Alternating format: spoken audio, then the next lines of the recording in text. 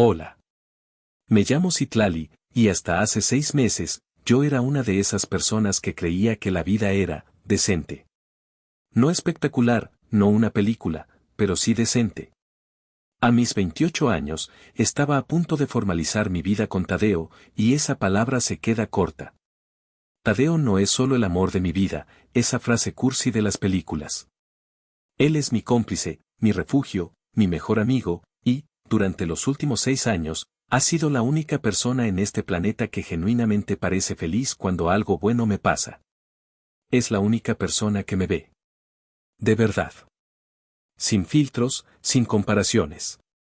La fiesta de compromiso iba a ser, por fin, nuestro momento. Habíamos ahorrado durante un año para rentar un salón pequeño pero increíblemente elegante en el corazón de Coyoacán. No era el lugar más caro, pero era nuestro lugar. Tenía un jardín interior lleno de bugambillas moradas y fucsias, y habíamos colgado cientos de pequeñas luces cálidas que parecían luciérnagas atrapadas entre las hojas.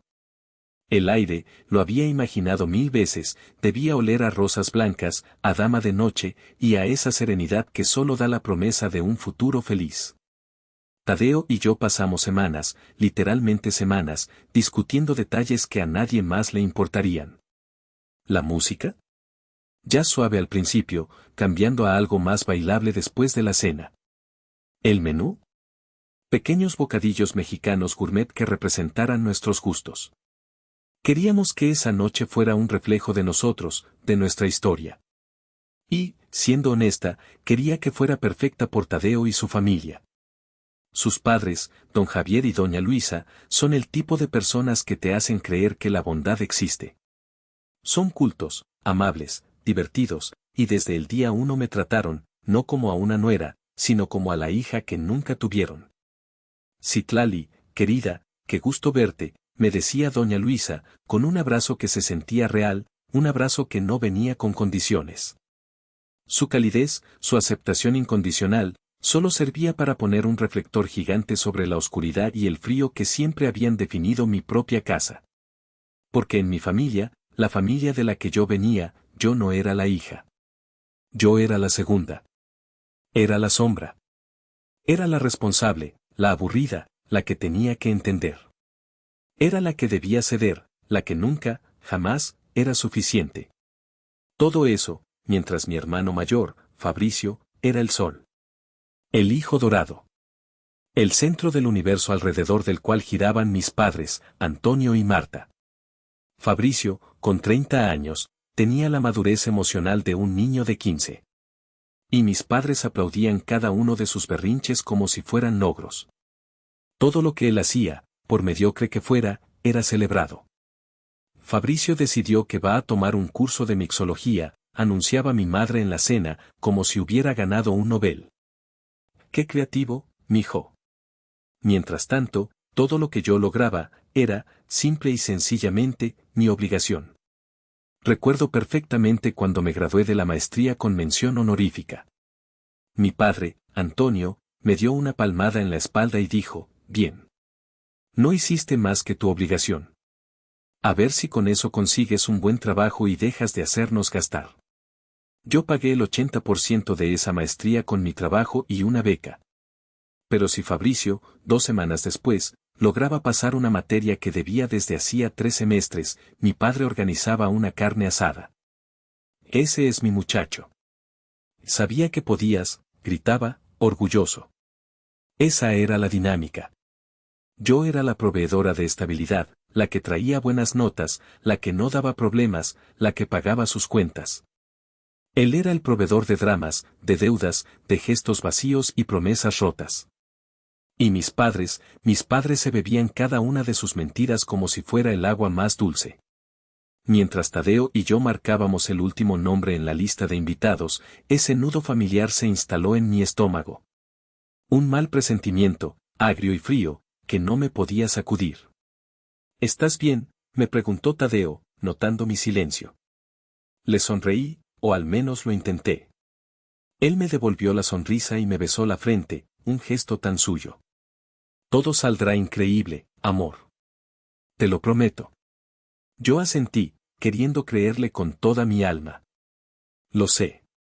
Es solo que, ya sabes. Conoces a mi familia. Tadeo suspiró, y su sonrisa, siempre tan brillante, se desvaneció un poco. Lo sé. Pero esta noche es nuestra, Citlali. Solo nuestra. No tienes por qué impresionarlos. No dejes que te la arruinen. No lo haré, prometí. Y en ese momento, lo dije en serio. Pero en el fondo de mi mente, la sombra larga y arrogante de Fabricio ya se estaba proyectando sobre las paredes blancas de nuestro salón de ensueño. Y yo sabía, con una certeza helada que me recorría la columna, que algo terrible estaba a punto de suceder. No sabía qué, ni cómo, ni por qué. Solo sabía que la calma que sentía era la calma que precede al huracán. Era el silencio antinatural antes de que el mundo se parta en dos. Y yo, estúpidamente, estaba parada justo en medio de la falla. El huracán, como suelen hacer las peores tormentas, comenzó como una brisa ligera. Un martes por la tarde, exactamente 2 semanas antes de la fiesta. Había salido temprano del trabajo, una pequeña fundación de finanzas sociales donde me sentía útil, y decidí pasar a casa de mis padres. Una visita rápida. Solo quería dejarles las invitaciones físicas para la familia de Tadeo. Mi madre se había ofrecido a entregárselas a unos tíos lejanos que vivían cerca de su casa. En cuanto entré, el olor me golpeó. Café de olla y canela. Un olor que, en mi infancia, significaba seguridad, tardes de lluvia, comodidad. Pero ese día, se sentía artificial, denso. Como un aromatizante barato tratando de cubrir algo podrido. Mi madre, Marta, estaba en la cocina, de espaldas a mí, limpiando la barra de granito que ya estaba impecable. «Mijita, qué bueno que vienes», dijo, sin voltear. Se secó las manos en un delantal perfectamente planchado. Y entonces, la usó. Usó la voz de Terciopelo. Era un tono suave, casi musical, peligrosamente dulce. Un tono que había aprendido a temer más que a sus gritos más agudos. Los gritos significaban que la pelea ya había pasado. La voz de Terciopelo significaba que la batalla apenas comenzaba. Significaba que quería algo. Algo grande. Algo que yo, inevitablemente, no querría dar. «Hola, ma. Solo vine a dejarte esto», dije, manteniendo mi distancia, poniendo los gruesos sobres color marfil sobre la barra. «Ay, qué bonitas, mi amor». «Elegantísimas», dijo, apenas dedicándoles una mirada. «Siéntate, mi reina. Te sirvo un café. Tenemos que hablar». Obedecí, como un autómata. El nudo en mi estómago regresó, más apretado que nunca. Me sirvió la taza, se sentó frente a mí en la pequeña mesa de la cocina y suspiró. Fue un suspiro largo, tembloroso, digno de una actriz de telenovela. Puso su mano sobre la mía. Su piel estaba fría. «Ay, mijita. Es tu hermano». «Claro. Por supuesto. ¿Quién más?» En los últimos 30 años de mi vida, ¿cuándo una conversación seria no había sido sobre Fabricio? «¿Qué hizo ahora?», pregunté, tratando de sonar casual, casi aburrida. Sorbí el café. Estaba quemado. «No, nada malo, mi amor». Al contrario, sonrió, pero fue una sonrisa tensa, que no le llegó a sus ojos cansados. «Es sobre su boda. Están tan emocionados. Fíjate que encontraron un resort en Cancún que es, bueno, es un sueño, Citlali. De primer nivel. La familia de su novia, los Thompson, están encantados». Asentí, sin decir nada, esperando que soltara la sopa. «Qué bien por él, ma». Sí, un sueño», repitió. Carraspeó. «El problema, mijita, es el costo. Es muchísimo dinero, Citlali. Y tú sabes, tu padre y yo andamos un poco apretados. Con lo del taller de Fabricio el año pasado». «Ah, sí. La inversión». Así le llamaban al $500,000 que le soltaron a Fabricio para un negocio de importación de refacciones premium que resultó ser una estafa en la que él mismo cayó, y que quebró en menos de 4 meses. Dinero que jamás devolvió. Y bueno, continuó ella, apartando la mirada, ahora fascinada por sus propias uñas perfectamente cuidadas. Estábamos pensando, tú sabes, tú tienes ese dinero que te dejó tu abuelo. Ese fondo, ¿cuánto era, mi amor? 2 millones, ¿verdad? Un bloque de hielo se instaló en mi pecho. El café se me agrió en la boca. Ese dinero. Ese dinero era mi línea roja. Era sagrado. Son 2 millones de pesos, mamá. Y es mi fondo de bodas. El abuelo me lo dejó a mí. Específicamente, dije, y me sorprendió que mi voz saliera tan firme. El recuerdo de mi abuelo fue instantáneo. Tan vívido que casi podía oler el tabaco de su pipa. Yo tenía 22 años, recién graduada de la universidad. Él ya estaba enfermo, sabía que le quedaba poco. Me llamó a su estudio, ese cuarto maravilloso que olía a libros viejos, a madera y a una vida bien vivida. Cerró la puerta. Sacó una libreta de banco, una de esas antiguas, y la puso en mi mano. Su propia mano temblaba por la edad, pero su agarre era fuerte. Citlali, me dijo con esa voz rasposa que yo adoraba. Escúchame bien, flaca. Este dinero es tuyo. Son 2 millones de pesos. Es el trabajo de mi vida, y es para ti. Para tu futuro. Para tu boda, para el enganche de tu casa, para una maestría si se te antoja, para lo que tú decidas. Pero es tuyo. Hizo una pausa, y sus ojos, nublados por las cataratas pero increíblemente lúcidos, se fijaron en los míos. No dejes que nadie, ¿me oyes? Nadie, te lo quite. Ni siquiera tus padres. Abuelito, no digas eso, empecé a decir. Escúchame, me interrumpió, algo que rara vez hacía. Sé cómo son. Los conozco. Ellos tienen a Fabricio. Él es su sol. Y está bien. Pero tú te tienes a ti misma. Y ahora, tienes esto. Esto no es solo dinero, Citlali. Es una ventaja. Es tu independencia. Es tú, no. Júrame que no lo vas a perder. Lloré, claro. Y se lo juré. Te lo juro, abuelito. Y había cumplido mi promesa. Durante 6 años. No había tocado un solo centavo, ni siquiera cuando Tadeo y yo comimos atún enlatado durante un mes para poder completar el enganche de nuestro pequeño departamento. Era mi red de seguridad. Mi promesa. Claro que es tuyo, mi amor, dijo Marta, su voz volviéndose aún más dulce, tan empalagosa que me dio náuseas. Nadie, dice que no lo sea. Solo, préstanoslo. Tu hermano lo necesita. Pero lo necesita ahora. Su boda es en 3 meses. La tuya, bueno, hizo un gesto vago, la tuya ni siquiera tiene fecha todavía. Si tiene, salté. Es en 6 meses, mamá. Esta es la fiesta de compromiso, te di la invitación. Exacto, dijo, sonriendo como si yo le hubiera dado la razón. En 6 meses. Tienes tiempo. Esto es solo un préstamo. Te lo juro por la Virgencita. En cuanto Fabricio se estabilice con los Thompson, que son gente de mucho dinero, te lo devuelve.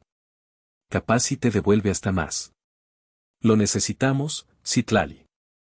Es por las apariencias. No podemos, de verdad no podemos, quedar mal con esa gente. El aire salió de mis pulmones en un siseo. Mamá. Me estás pidiendo que ponga en riesgo mi futuro, mi independencia, y la promesa que le hice a mi abuelo, por las apariencias de Fabricio. La dulzura desapareció de su rostro como si hubiera accionado un interruptor. Te estoy pidiendo que ayudes a tu única familia. Te estoy pidiendo que ayudes a tu hermano. ¿Y quién me ayuda a mí?, susurré, pero ella ya no escuchaba. No. La palabra fue un disparo en el silencio denso de la cocina. Salió de mi boca antes de que pudiera analizarla. Fue un reflejo. La respuesta visceral de 28 años de injusticia acumulada. La cara de Marta se transformó. La máscara de terciopelo se derritió, revelando la fría y dura estructura de reproche que yo conocía tan bien. Sus labios se apretaron hasta formar una línea blanca. Citlali, comenzó, y su voz ya no era un susurro, era un siseo de advertencia. No empieces con tus egoísmos. No es egoísmo, mamá. Es mi dinero. Y la respuesta es no. El abuelo fue muy claro. Ese dinero es para mi boda. Para mi futuro con Tadeo. Fin de la discusión. Me levanté, queriendo huir de esa cocina, de esa casa, de esa conversación. ¿Y qué futuro? ¿Ese departamentito de interés social en el que viven? La voz de mi padre, Antonio, retumbó desde la puerta de la cocina. No lo había oído llegar. Siempre hacía eso. Aparecía en silencio, como un depredador. Se paró allí, con los brazos cruzados sobre su pecho ancho. Es un hombre corpulento, y su presencia física siempre llenaba el espacio, sofocándome, haciéndome sentir pequeña. Antonio, por favor, estoy hablando con ella, dijo Marta, intentando recuperar el control de su manipulación. No. Ya la oí, dijo él, dando un paso hacia mí. Yo retrocedí instintivamente, chocando contra la barra. Ya oí su egoísmo. ¿Crees que el dinero crece en los árboles, Citlali? Deja de ser malcriada. Es tu hermano. Es mi dinero, papá. Mi herencia, repliqué, aunque mi voz temblaba. Odiaba que temblara. ¿Y quién te crió? ¿Quién te dio de comer?, espetó, usando la frase de manual del padre autoritario. Ese dinero ni siquiera deberías tenerlo tú sola. Tu abuelo siempre con sus favoritismos estúpidos. Se detuvo, respirando con fuerza por la nariz. Podía ver una vena latiendo en su sien. Escúchame bien, porque no lo voy a repetir. Le vas a dar ese dinero a tu hermano. No es dar, Antonio, es prestar, intervino Marta de nuevo, claramente nerviosa por el rumbo violento que esto estaba tomando. Es lo mismo, gritó él, golpeando la mesa con la palma de la mano. La taza de café saltó. Él lo necesita ahora. Tú no. ¿Qué tanta fiesta ridícula quieren hacer tú y él, el muchacho ese? Ustedes son sencillos. No necesitan tanto circo. Pueden hacer algo aquí, en el patio de la casa. Una carne asada.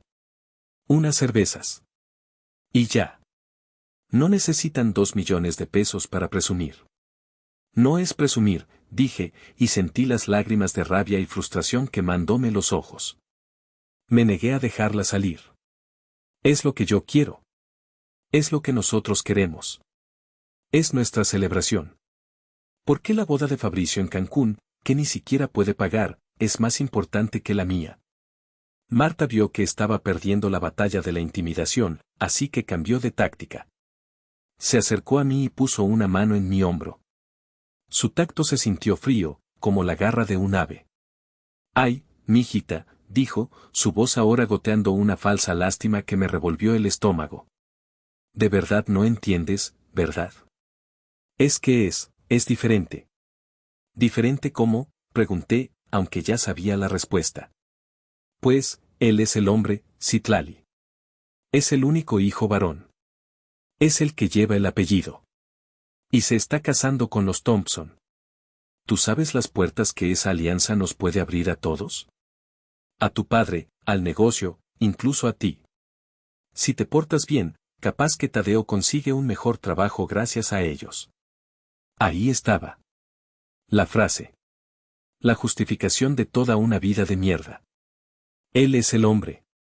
La cocina se desvaneció, y de repente, tenía 10 años. Estaba en la sala de la casa, temblando. Fabricio, de 12, había decidido que era buena idea jugar fútbol dentro de la casa con sus amigos, usando el jarrón de porcelana carísimo de la bisabuela como portería. Yo estaba en mi cuarto, haciendo la tarea. Oí el estruendo, el grito de Fabricio, y luego el silencio. Cuando mis padres llegaron, Fabricio estaba en el sillón, llorando a mares, con lágrimas de cocodrilo. Fue Citlali. Me empujó. Yo le dije que no, y me empujó contra el jarrón. Sus amigos, leales a él, asintieron. Yo lo negué. Grité la verdad. Les rogué que me creyeran. ¿Por qué iba yo a hacer algo así? Él estaba jugando. No importó. Mi palabra contra la de él y sus 3 amigos. Mi padre descolgó el cinturón de cuero del perchero. Pero yo no fui. Papá, te lo juro.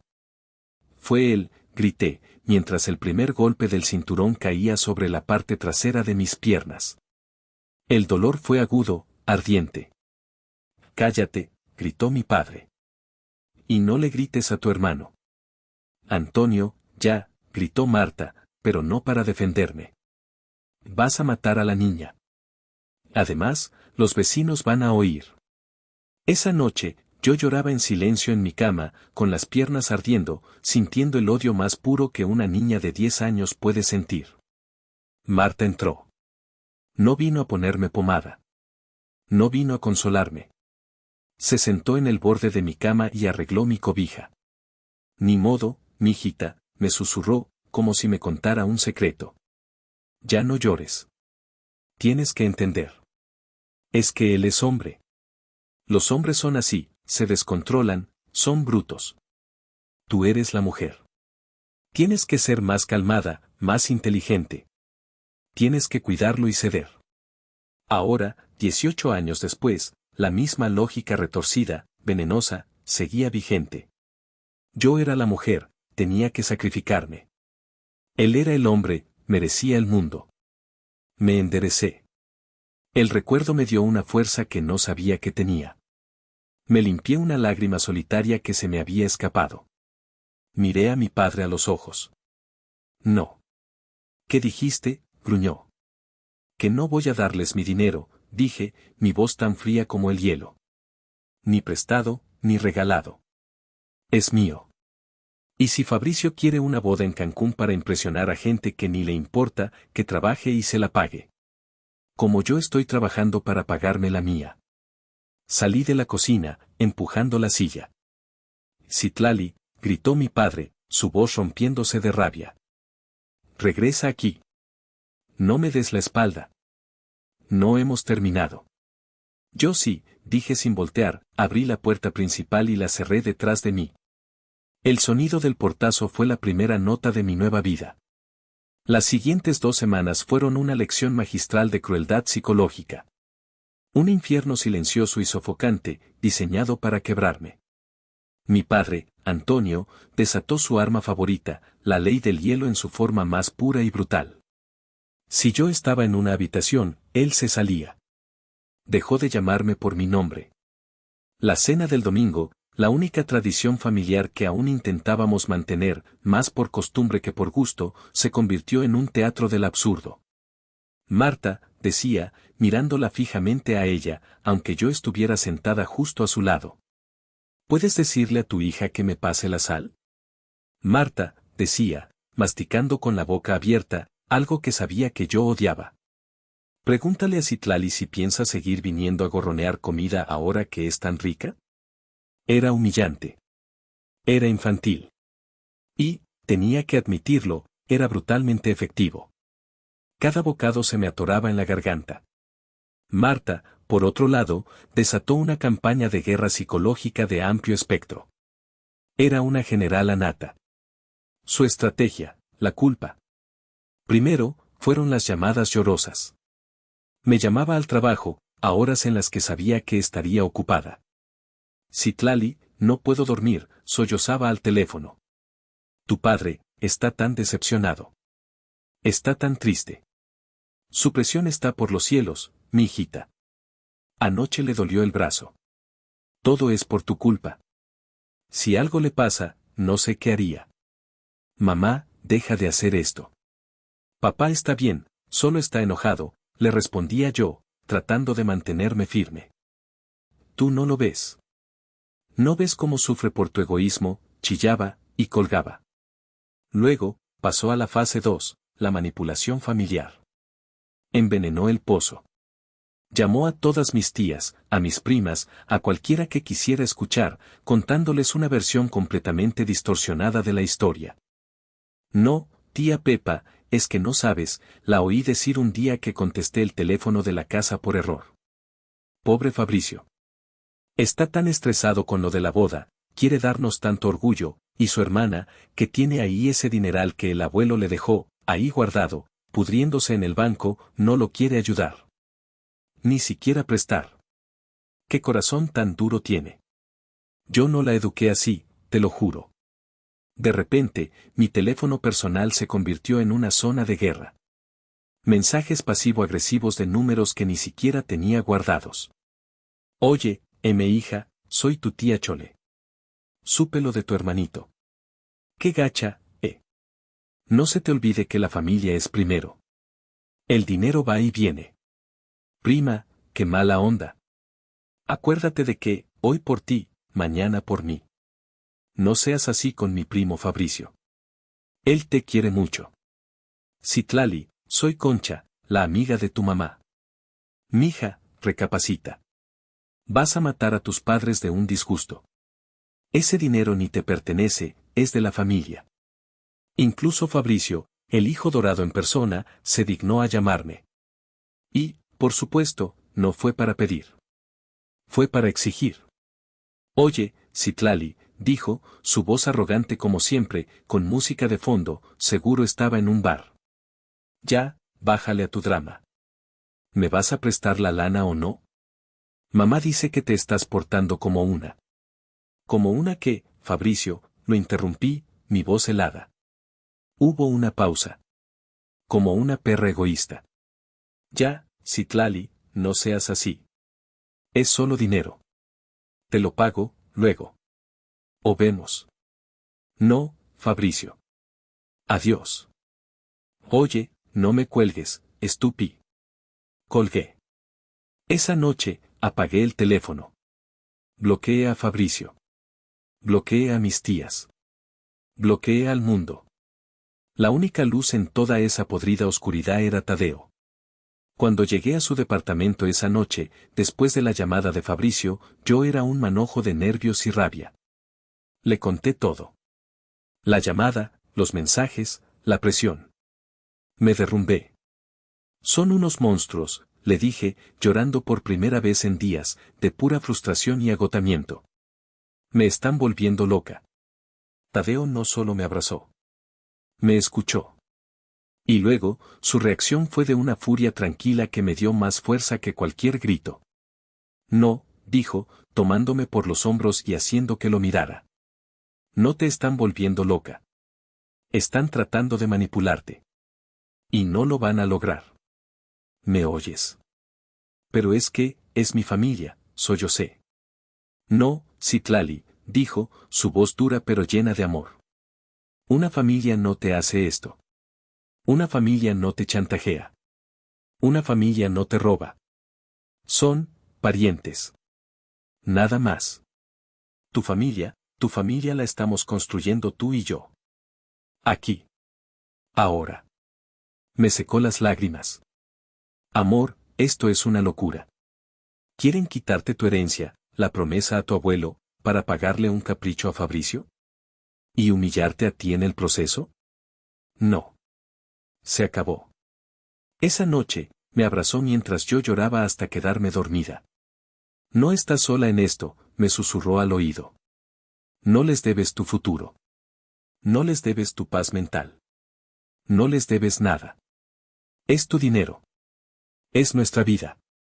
Y si ellos no pueden respetar eso, es su puto problema, no el tuyo.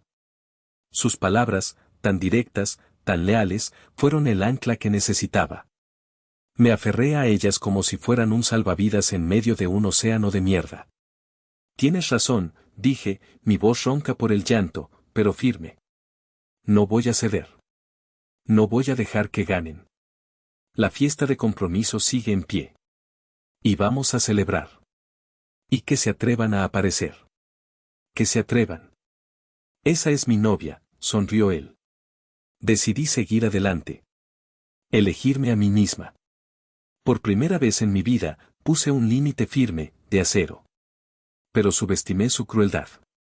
Subestimé su descaro.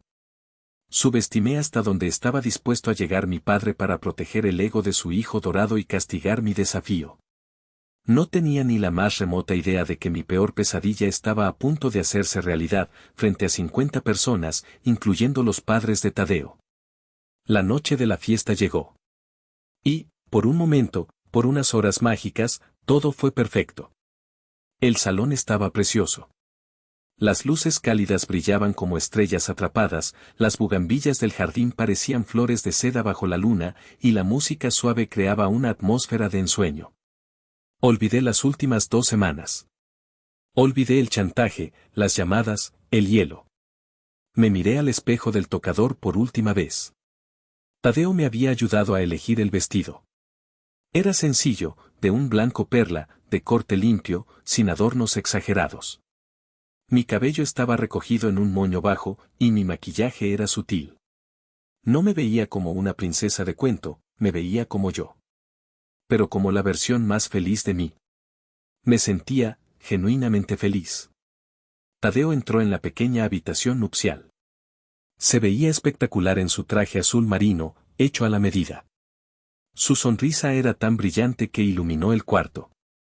Citlali, dijo, su voz ahogada por la emoción. Se detuvo en la puerta y solo me miró. Te ves perfecta.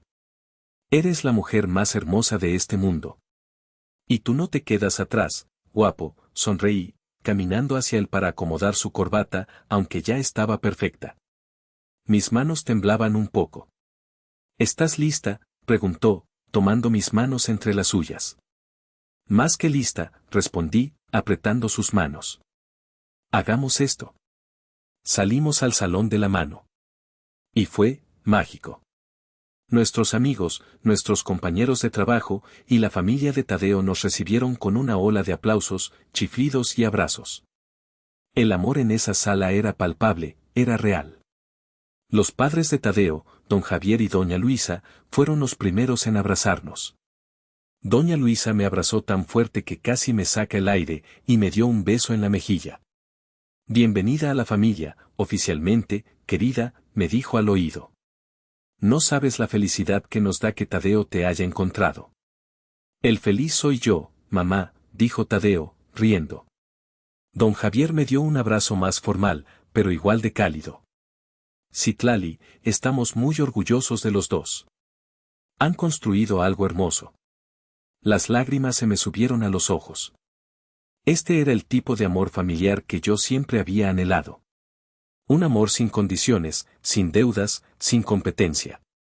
Por un momento, me sentí completa. Y entonces, los vi. Habían venido. Mi familia. Estaban en una esquina, cerca de la barra, como 3 cuervos en un bautizo. Antonio, Marta y Fabricio. Mis padres tenían una rigidez forzada, sus sonrisas eran muecas que no llegaban a sus ojos.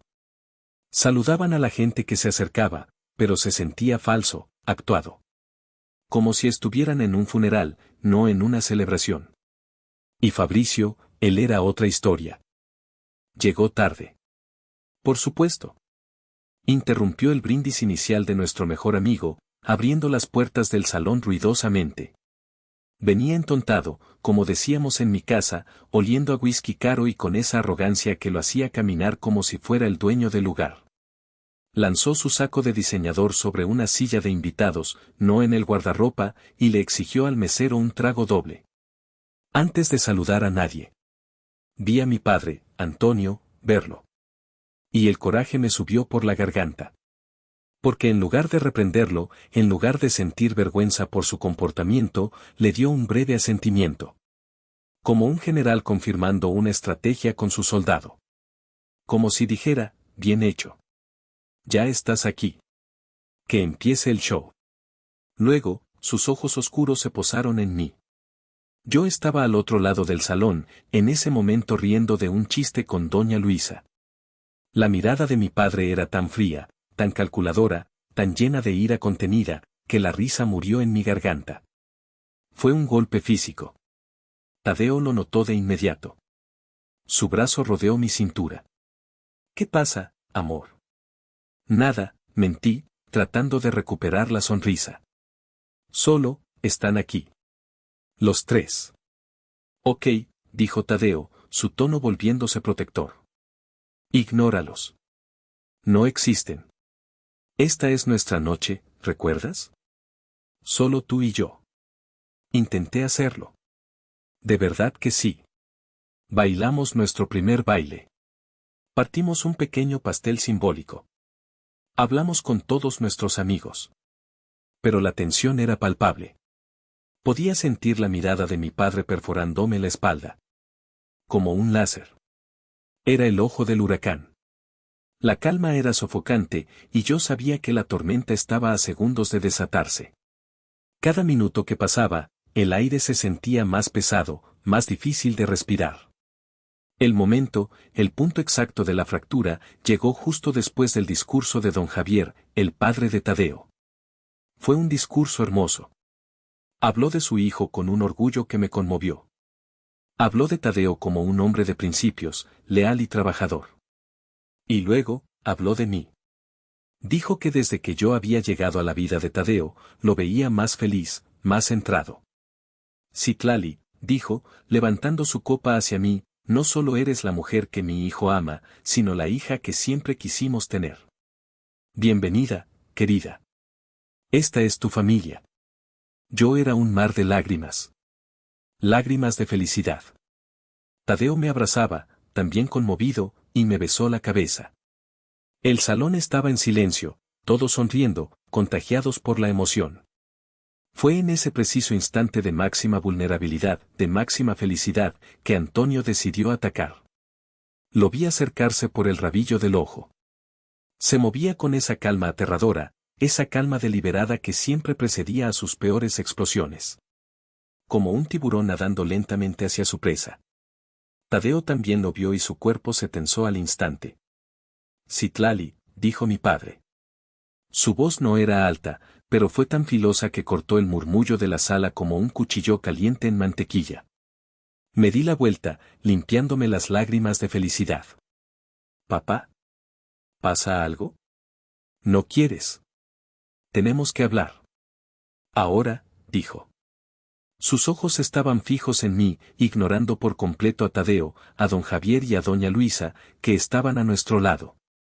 Señor Antonio, con todo respeto, estamos en medio de un momento muy bonito, comenzó Tadeo, tratando de ser diplomático, poniendo su brazo frente a mí.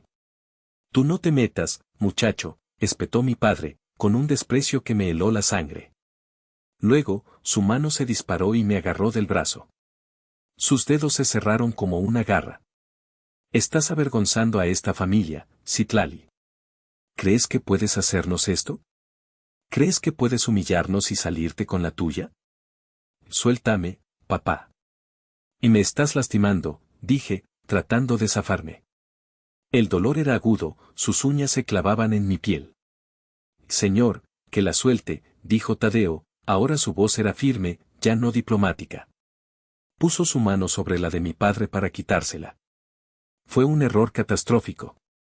Mi padre, con una fuerza que no esperaba en un hombre de su edad, usó su mano libre y empujó a Tadeo. No fue un empujoncito. Lo empujó con todo el peso de su cuerpo, en el pecho. Tadeo, tomado por sorpresa, tropezó hacia atrás. Chocó violentamente contra la mesa de los regalos, derribando un enorme arreglo floral y una pila de cajas envueltas. El sonido del jarrón de cristal rompiéndose y el agua esparciéndose fue ensordecedor. Un grito ahogado colectivo llenó la sala. La música se detuvo de golpe. 50 pares de ojos se clavaron en nosotros. 50 invitados, mis amigos, mis colegas y toda la familia de Tadeo, mirándonos con absoluto horror. Antonio, gritó mi madre, Marta, desde la otra esquina. Pero fue un grito de susto, no de intervención. No se movió de su lugar. Tadeo se levantó, su rostro lívido de una ira que nunca le había visto. ¿Qué diablos le pasa? ¿Está loco? Pero mi padre ya no le hacía caso. Toda su furia, toda su atención, estaba concentrada en mí. Yo estaba paralizada, mi brazo aún ardiendo por su agarre. Sus ojos estaban inyectados en sangre. Su rostro estaba de un rojo oscuro, congestionado. La vena de su sien latía visiblemente. Era la cara del monstruo que yo conocía de mi infancia. Te crees mucho, no, rugió, su voz ahora un trueno que hizo vibrar las copas en las mesas. Con tu fiestecita ridícula y tu vestidito blanco.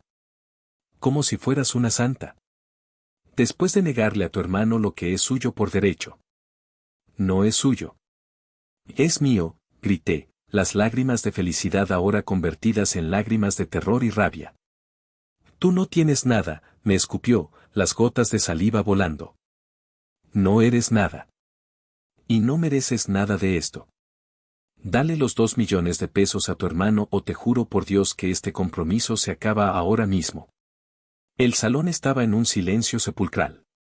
Un silencio tan profundo que podía oír mi propia respiración entrecortada. Podía ver el rostro absolutamente horrorizado de doña Luisa, que se llevaba una mano al corazón. Miré a mi padre.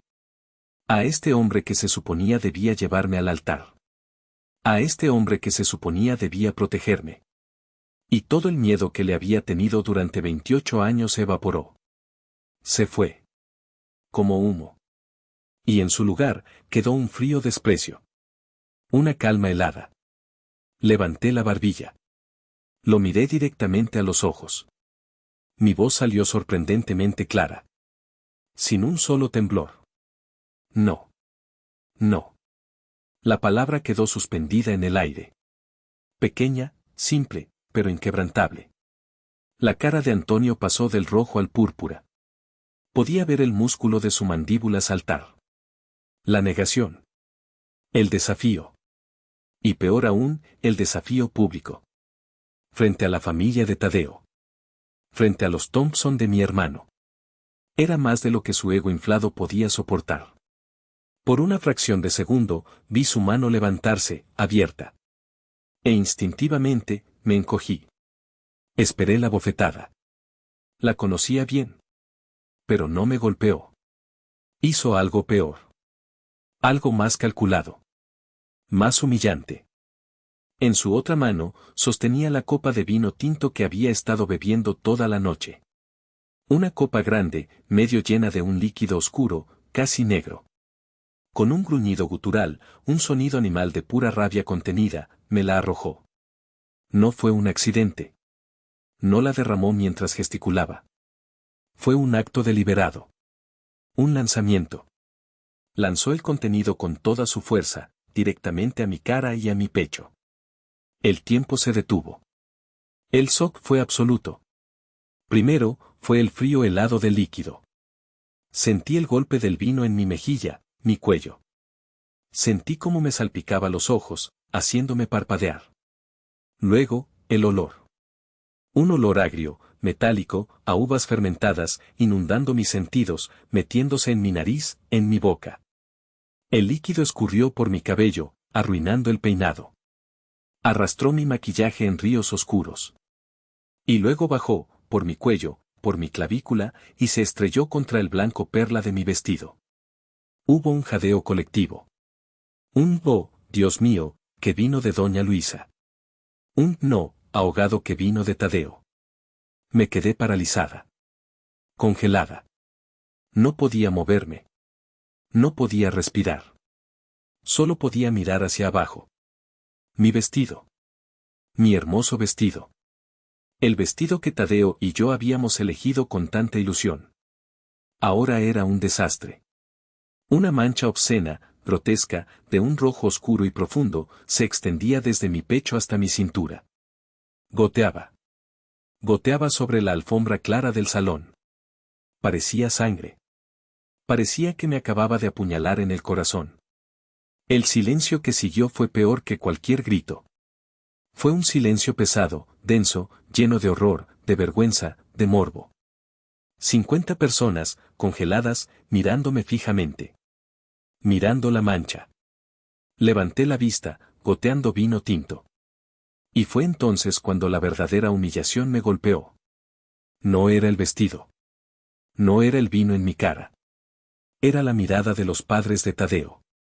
Doña Luisa tenía ambas manos sobre su boca, sus ojos llenos de una lástima y un horror que me hicieron sentir, sucia. Pequeña. Indigna. Como una cucaracha que acababan de exponer bajo una luz brillante. La mujer que minutos antes me había llamado hija, ahora me miraba como si yo fuera un desastre de la calle. Y don Javier, su rostro era de piedra. Pero no de piedra fría, sino de una decepción y una furia contenidas. Miraba a mi padre como si estuviera viendo a un animal salvaje. Giré la cabeza y miré a mi familia. Fabricio. Fabricio soltó una risita nerviosa. Una risita ahogada. Como si fuera una broma pesada que se había salido de control, pero que en el fondo le parecía graciosa. Se llevó el trago a la boca para ocultarla, sus ojos brillando de malicia. Mi madre, Marta, estaba pálida como un fantasma. Pero su expresión, la reconocí al instante, no era de preocupación por mí. Era de mortificación. De vergüenza social. ¿Qué dirá la gente?, gritaban sus ojos. ¿Qué pensarán los Thompson? ¿Cómo nos vamos a parar en el club? Y mi padre. Antonio, me miraba con un desprecio absoluto. Respirando con dificultad, con el pecho inflado, como si acabara de ganar una pelea. Como si hubiera puesto en su lugar a la perra rebelde. Dejó caer la copa vacía al suelo. El cristal se hizo añicos. Ese fue el sonido que me despertó. El cristal rompiéndose. Y en ese segundo, supe que algo dentro de mí también se había roto. El último hilo, el más delgado, el más estúpido, que me unía a ellos. La última esperanza infantil de que algún día me querrían. De que algún día me verían. Todo. Se hizo añicos en el suelo junto con esa copa. Dios mío, Citlali. La voz de Tadeo, rota por la incredulidad y la furia, me sacó del trance. Estaba a mi lado en un segundo, su rostro era una máscara de rabia y preocupación que nunca, en 6 años, le había visto. Se quitó el saco azul marino de su traje hecho a medida y, con una ternura que contrastaba brutalmente con la violencia que acababa de sufrir, me cubrió los hombros. Ocultó la mancha. «¿Estás bien, amor? Estoy aquí», me susurró, su voz temblando. Sacó un pañuelo de su bolsillo y, con manos torpes pero gentiles, empezó a limpiar el vino de mi mejilla, de mi cuello. «Estoy aquí». Temblaba. Pero no de miedo. Temblaba de una rabia pura. Se giró hacia mi padre. Su voz era baja, letal. Cada palabra, un golpe. «Le acaba de arrojar vino a su hija», dijo, como si tratara de procesarlo para sí mismo. «La acaba de humillar. La acaba de agredir. En su propia fiesta de compromiso. Delante de mi familia. Se lo merecía», escupió Antonio, impávido, cruzándose de brazos. «Malagradecida. Así aprenderá a respetar a su padre y a su familia». «Respetar», gritó Tadeo, perdiendo por completo la compostura. «Usted no sabe el significado de esa palabra. Usted no es un padre, es un maldito abusador. Usted es un...». «Tadeo, no». Puse mi mano, ahora manchada de vino tinto, sobre su pecho. Me miró, confundido, con los ojos brillantes de furia. «No vale la pena», le susurré. Y entonces, miré a mi familia. A los 3. Miré a mi padre, a ese hombre que ahora me resultaba un completo y absoluto extraño. Un monstruo. Luego miré a mi madre, que por fin se acercaba, pero no a mí, sino a él, a Antonio, para calmarlo. «Ya, Antonio, vámonos, ya hiciste un escándalo». Ni una mirada para mí. Y miré a Fabricio, que ahora sí parecía incómodo, mirando sus zapatos, cegaramente porque los padres de Tadeo lo fulminaban con la mirada. Los miré a los 3. Los arquitectos de mi vida de sombras. No lloré. Las lágrimas se habían secado, quemadas por la humillación. Sentí una calma fría, aterradora, instalarse en mi pecho. Era la calma del hielo. La calma del epicentro de un terremoto, justo después de que todo se ha derrumbado. La calma de la muerte. La muerte de la hija que solía ser.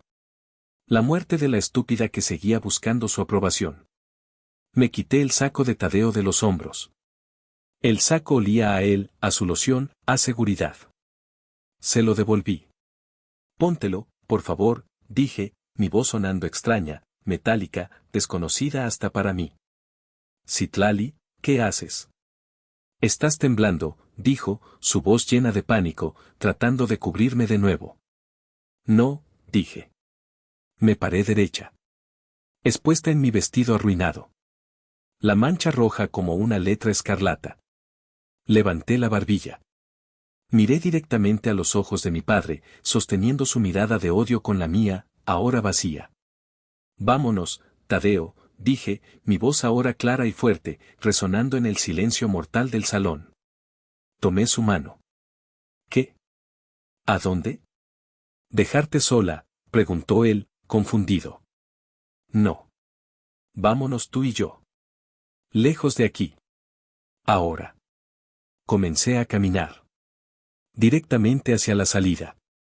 Tadeo, después de un segundo de shock, apretó mi mano con fuerza. A donde tú digas, murmuró. Y caminó conmigo. Caminamos a través del mar de invitados congelados. 50 pares de ojos siguiéndonos. Podía sentir sus miradas como agujas, lástima, horror, morbo, confusión. Vi a doña Luisa dar un paso hacia mí, con la mano extendida, pero la ignoré. No podía lidiar con su lástima en ese momento. Citlali, gritó mi padre a mi espalda. No te atrevas a irte. Regresa aquí. No hemos terminado contigo. No me detuve. No volteé. Seguí caminando. Con cada paso, sentía que me desprendía de una piel vieja, sucia y pesada. Con cada paso, el sonido de su voz se hacía más pequeño. Salimos del salón elegante. Cruzamos el lobby de mármol. Salimos por las grandes puertas de cristal a la noche fresca y contaminada de la Ciudad de México. El aire olía a ozono y a tacos de pastor de un puesto en la esquina. Y nunca, en mi puta vida, me había sentido tan libre. Nos subimos al auto de Tadeo. Él arrancó sin decir palabra. El silencio entre nosotros era tan denso como el del salón. Yo miraba por la ventana, viendo las luces de la ciudad pasar como borrones. El vestido manchado se sentía frío, húmedo y pegajoso contra mi piel. Ellos no tenían idea de lo que acababan de hacer. No solo habían arruinado mi fiesta. No solo me habían humillado. Habían desatado algo. Algo que yo misma no sabía que tenía dentro. Habían matado a la hija obediente. Y en su lugar, acababan de crear a una enemiga. Habían declarado la guerra.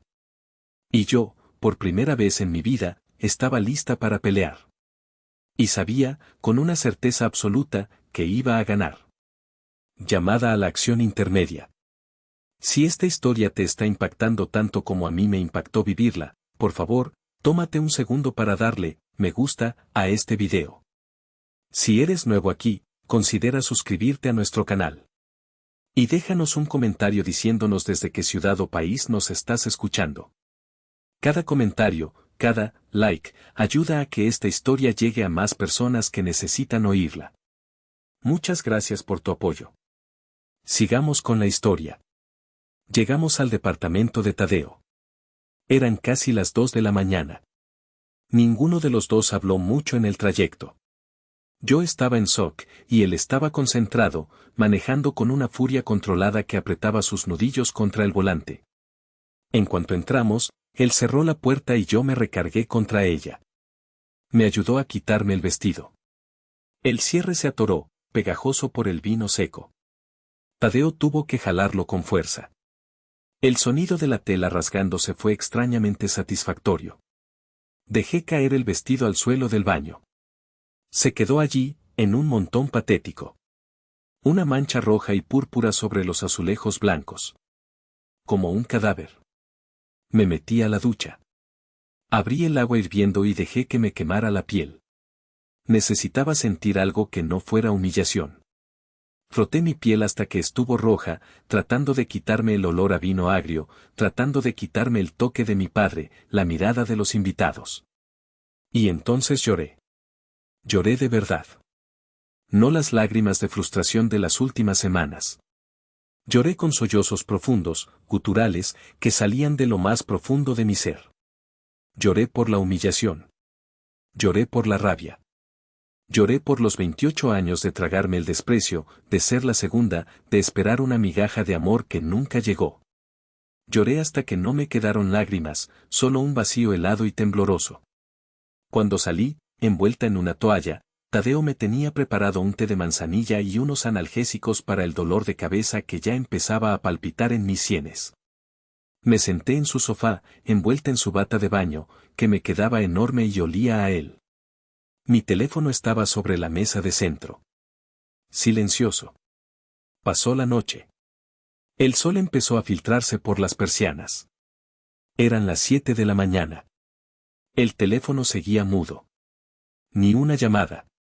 Ni un mensaje. Ni un ¿llegaste bien? Ni un perdóname, me volví loco. Nada.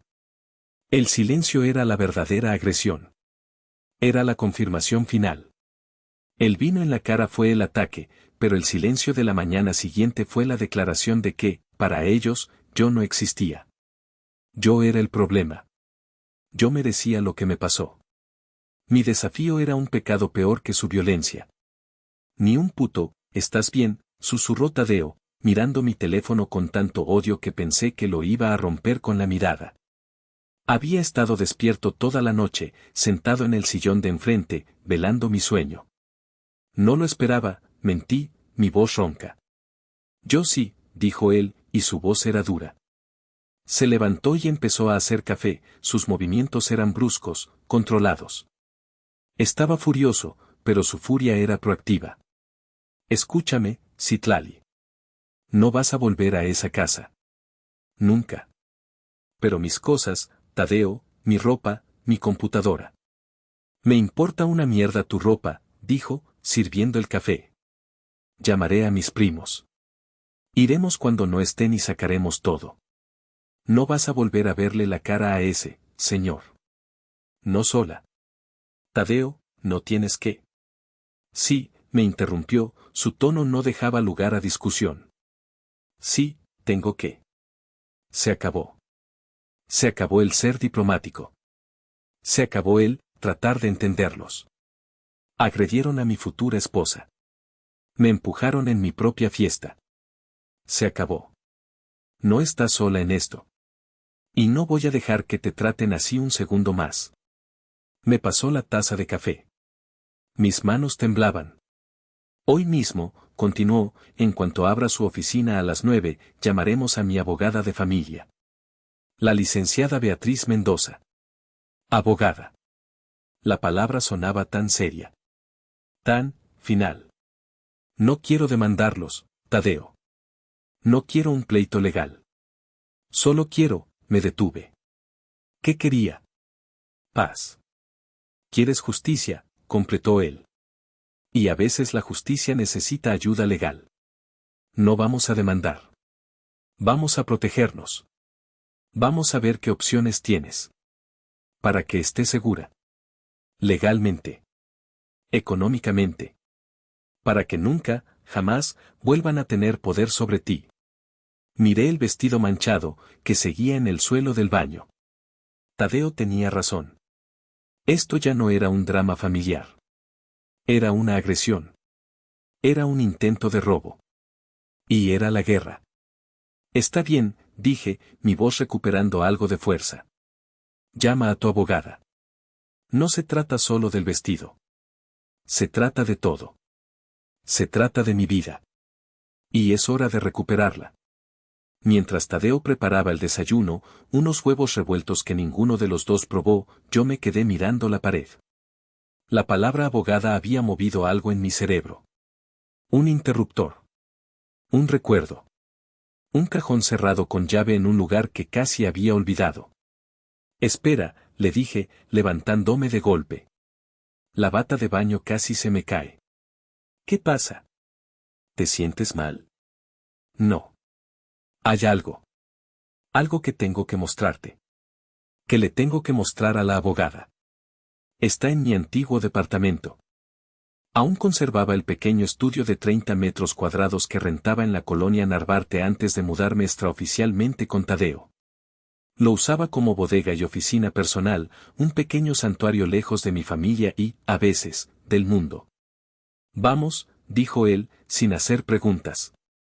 Se puso los zapatos, agarró sus llaves. Una hora después, estábamos abriendo la puerta de mi viejo estudio. El aire olía a polvo, a libros y a recuerdos. Todo estaba en silencio. Fui directo a mi escritorio, un mueble viejo que había rescatado de la basura. Abrí el cajón inferior con una pequeña llave plateada que guardaba en un compartimento secreto de mi cartera. Adentro, debajo de viejos estados de cuenta y manuales de la universidad, había una carpeta de manila. Gruesa, amarillenta por el tiempo, desgastada en los bordes. ¿Qué es eso?, preguntó Tadeo, de pie detrás de mí. Tragué saliva. Es el arma secreta de mi abuelo. Es el plan B. Puse la carpeta sobre el escritorio polvoso. Se la expliqué. Como mi abuelo, previendo la clase de personas que eran mis padres, había hecho algo extraordinario 6 años atrás. El dinero, los 2 millones, solo era la mitad del regalo. La carnada. La otra mitad, era esta. La trampa. Abrí la carpeta. Adentro, perfectamente conservadas en fundas de plástico, estaban las escrituras originales de la casa donde vivían mis padres. La casa de la Colonia del Valle. Y junto a ellas, un documento notariado, con sellos oficiales, firmado 6 meses antes de su muerte. Un traspaso de propiedad. Una cesión de derechos. Tadeo tomó el documento. Sus ojos volaban sobre el lenguaje legal. Considerando, en pleno uso de mis facultades, cedo y transfiero la propiedad total e irrevocable, a mi nieta, Citlali. Se quedó callado. Lo leyó 2 veces. Luego, me miró, sus ojos abriéndose como platos. Citlali, tartamudeó. Esto dice que el propietario legal y único de la casa en la calle de las Flores, eres tú. Así es, asentí, sintiendo un poder extraño y frío crecer en mi pecho. El abuelo me la dejó a mí. Completamente. En secreto. Mis padres nunca lo supieron. Creen que la casa sigue siendo parte de un fideicomiso complicado, o que sigue a nombre del abuelo y ellos son albaceas. Nunca se molestaron en revisar los registros públicos. Están demasiado ocupados gastando su dinero. Citlali, están viviendo en tu casa, exclamó, entendiendo la magnitud absurda de la situación. Te están exigiendo tu dinero, mientras viven gratis en tu propiedad. Recordé las palabras exactas de mi abuelo ese día, en la notaría. El notario nos miraba con curiosidad. La gente olvida la sangre, mijita, me dijo mi abuelo, su mano temblando sobre la mía después de firmar. Olvidan el amor. Olvidan las promesas. Se vuelven codiciosos. Pero hay una cosa que esta familia, que tu padre, entiende. Una cosa que nunca olvidan. ¿Qué, abuelito? Un título de propiedad. Esto, dijo, golpeando el papel sellado, esto es poder real. Es más poder que esos 2 millones en el banco. El dinero vuela. Los ladrillos no. Guárdalo. No le digas a nadie. No lo uses a menos que tengas que hacerlo. Hizo una pausa, y me miró con una intensidad que me dio miedo. Pero si alguna vez, Citlali, si alguna vez intentan aplastarte, si olvidan que eres su sangre y te tratan como basura, tú usas esto. Y les recuerdas quién diablos tiene el control. En ese momento, a mis 22 años, pensé que estaba siendo un viejo dramático. Pensé que mi padre era difícil, pero no un monstruo. Ahora, 6 años después, parada en mi viejo estudio, con el olor a vino agrio aún en mi memoria, entendía su sabiduría. No era un dramático. Era un genio. Era un profeta. Tadeo me miró, y una lenta sonrisa, una sonrisa peligrosa, empezó a formarse en su rostro. Tu abuelo, dijo, era un maldito genio. Sí, dije, cerrando la carpeta con un golpe seco. Y creo que es hora de recordarles a todos quién diablos tiene el control. La oficina de la licenciada Beatriz Mendoza era todo lo contrario a mi caótica vida. Estaba en un edificio de cristal en Polanco, en el piso 20. Era minimalista, ordenada, todo era blanco, gris y cristal. Olía a café Nespresso caro y a éxito. Beatriz era una mujer de unos 50 y tantos años, impecablemente vestida con un traje sastre gris. Usaba unos lentes de diseñador de pasta negra y tenía una mirada que parecía ver a través del acero. Irradiaba una inteligencia y una autoridad que me hicieron enderezarme en la silla. Tadeo le había resumido la situación por teléfono, pero ella nos pidió que le contáramos todo desde el principio. Así que lo hice. Le conté de Fabricio, del dinero, de la voz de terciopelo de mi madre. Le conté de la fiesta, de la humillación, del empujón a Tadeo y, finalmente, de la copa de vino. Su rostro no mostró emoción. Ni sorpresa, ni lástima. Solo asentía de vez en cuando, con los dedos entrelazados sobre su escritorio de caoba. Era la profesionalidad encarnada, y justo lo que necesitaba. No quería lástima. Quería un tanque de guerra. Entiendo, dijo cuando terminé. Una situación, desagradable. Violencia familiar, coerción, agresión. Podríamos levantar un acta, pedir una orden de restricción. No quiero eso, licenciada, la interrumpí. No quiero meterlos a la cárcel. Solo quiero, que me dejen en paz. Quiero que salgan de mi vida. Y quiero justicia. Justicia, repitió ella, como si probara la palabra. Bien. ¿Qué es esto que Tadeo mencionó sobre una propiedad? Sin decir palabra, le entregué la carpeta de Manila. La revisó en un silencio absoluto durante 10, quizás 15 minutos. Cada hoja. Cada sello. Cada firma.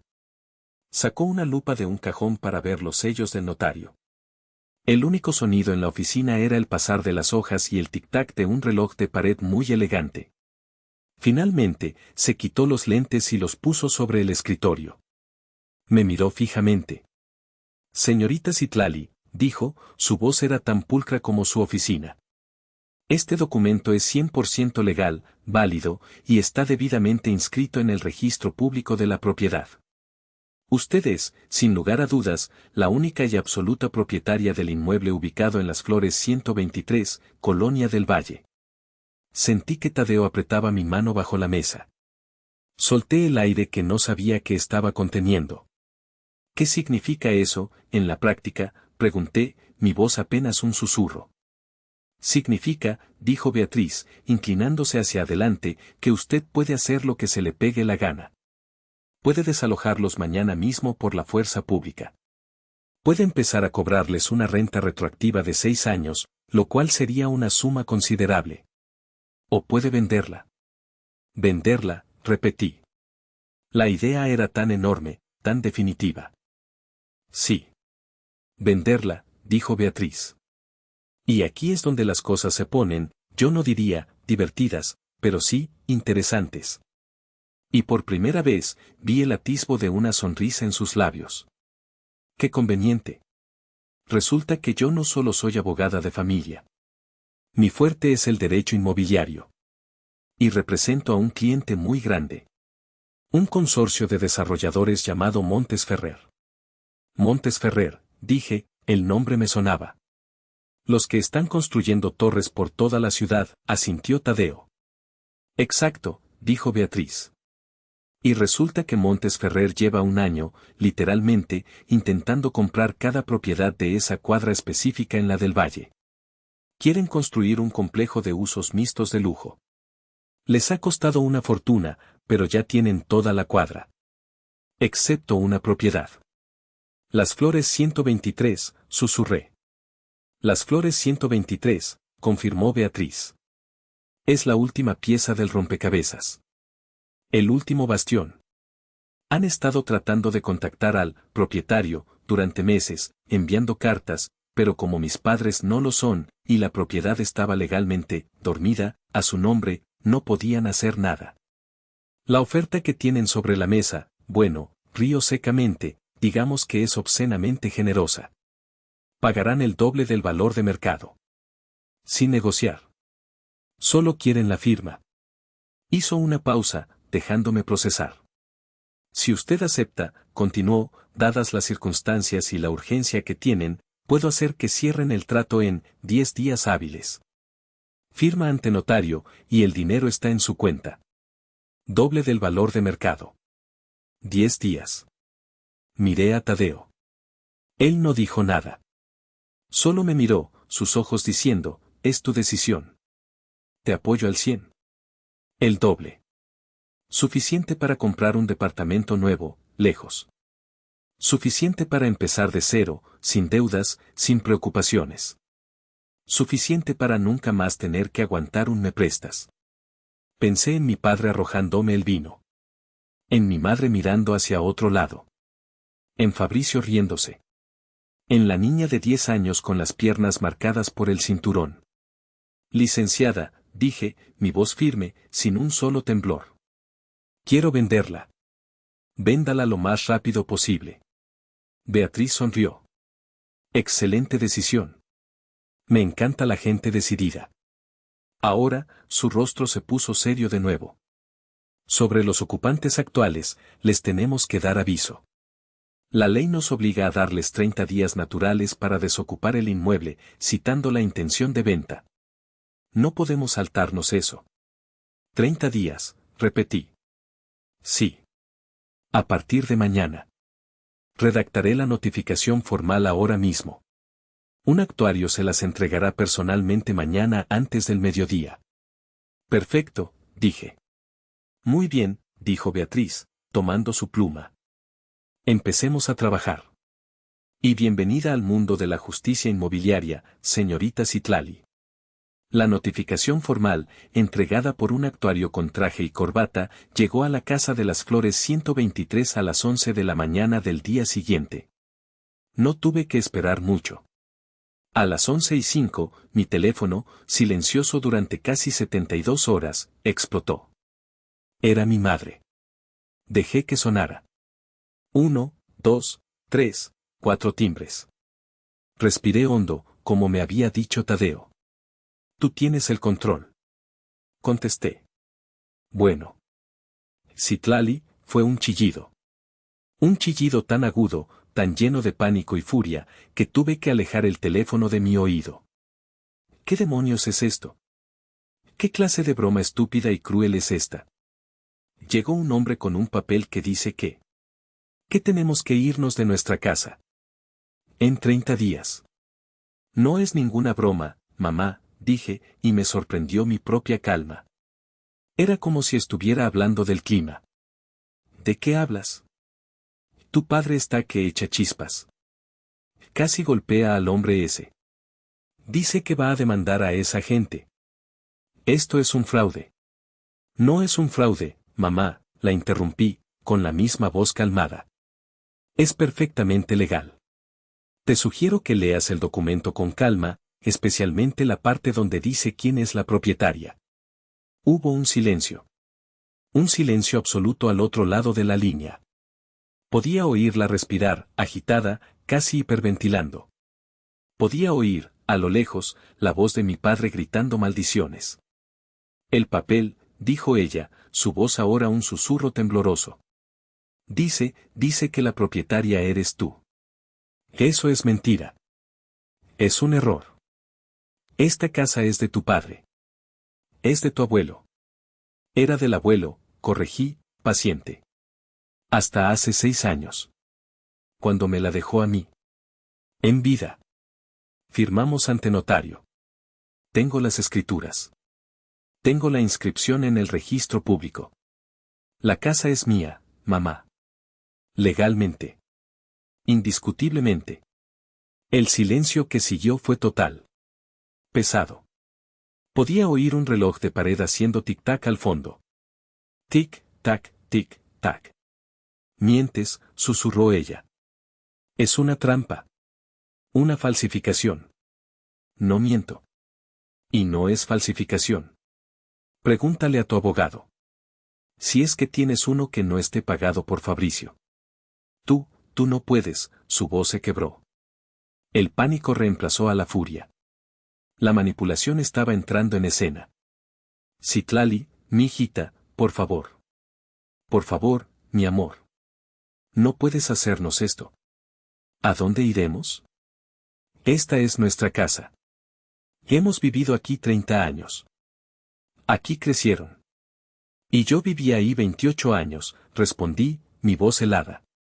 Y el sábado por la noche, el dueño de esa casa, mi padre, me arrojó una copa de vino en la cara frente a 50 personas mientras tú, mi madre, mirabas para otro lado. No, Citlali, por favor, empezó a sollozar.